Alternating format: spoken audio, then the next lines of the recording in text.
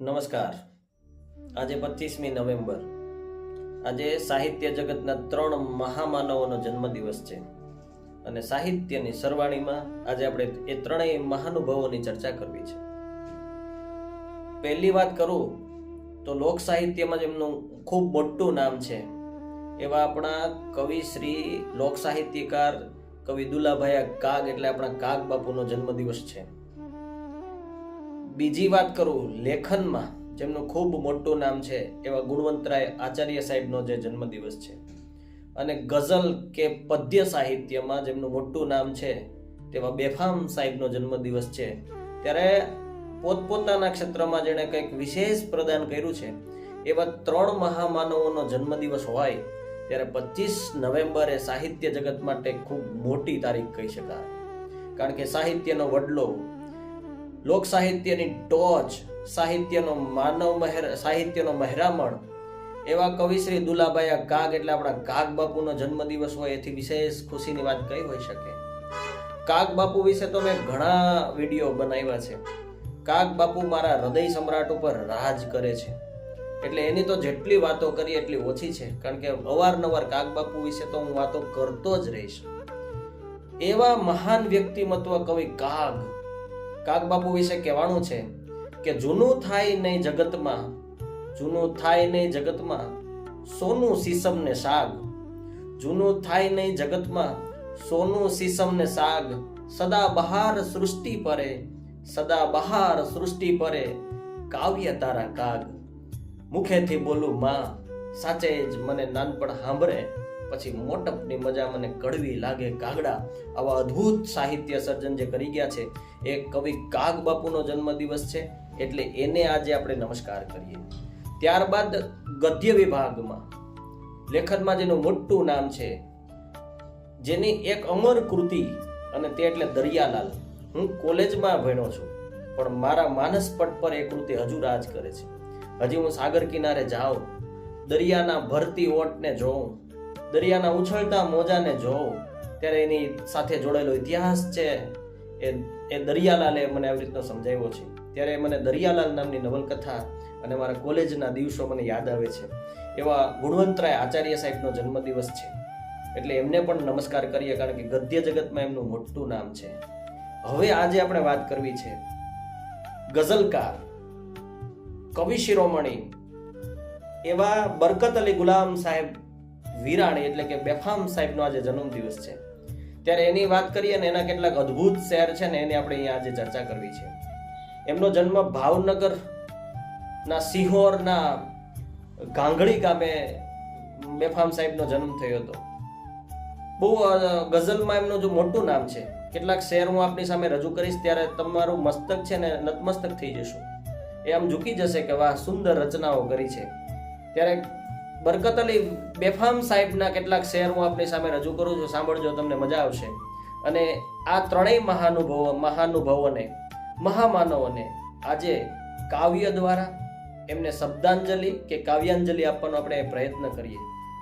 બરકત અલી સાહેબની બહુ સરસ એક રચના છે કે નયનને બંધ રાખીને મેં જ્યારે તમને જોયા છે, તમે છો એના કરતાં પણ વધારે તમને જોયા છે. આ ગઝલ સાંભળીએ ને તો ખૂબ આનંદ આવે અને ખૂબ મજા આવે છે.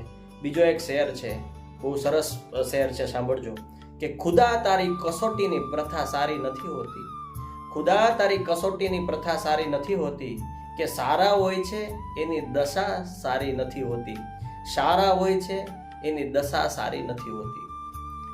ત્રીજો એક સરસ શેર છે, મને ખૂબ ગમે છે કે શ્રદ્ધાની હો સુવાસ પ્રતીક્ષાનો રંગ હો. શ્રદ્ધાની હો સુવાસ પ્રતીક્ષાનો રંગ હો. એવા ફૂલો ખીલે છે ફક્ત પાનખર સુધી. ત્યારબાદ એક સરસ શેર છે કે બેફામ મારા મૃત્યુ પર સૌ રડે ભલે. બેફામ મારા મૃત્યુ પર સૌ રડે ભલે. મારા જન્મ ઉપર તો ફક્ત હું જ હોઉં છું. મારા જન્મ ઉપર તો ફક્ત હું જ રહું છું.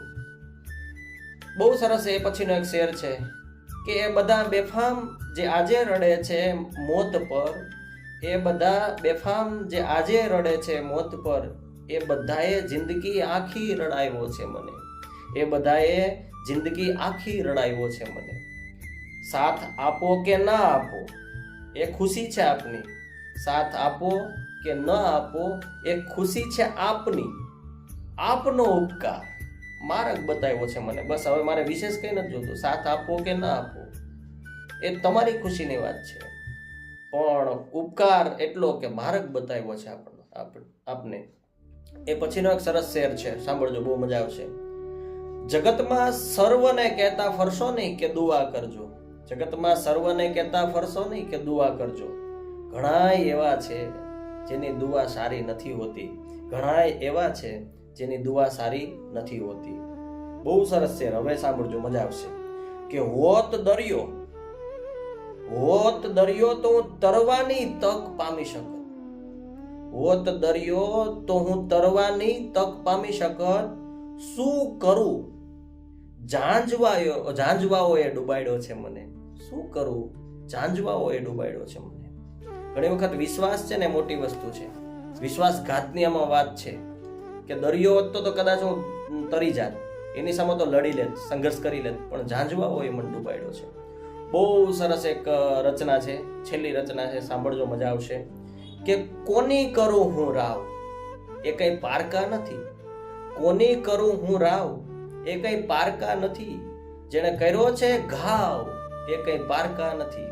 જેણે કર્યો છે ઘાવ એ કઈ પારકા નથી. દરિયો તો ખેર કોઈનો થતો નથી.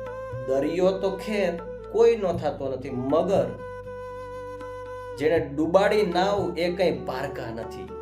દરિયો તો ડૂબાડે એ તો કોઈનો નથી થતો, પણ જે નાવ ડૂબાડીને કોઈ પારકા નથી, એનું દુઃખ છે.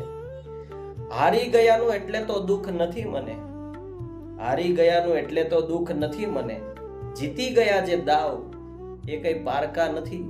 જીતી ગયા જે દાવ એ કઈ પારકા નથી. આવા ગઝલકાર, એ બેફામ સાહેબનો જન્મદિવસ હોય ત્યારે એને કાવ્યાંજલિ કે શબ્દાંજલિ દ્વારા એને નમસ્કાર કરીએ અને એની કૃતિઓનો રસાસ્વાદ માણીએ.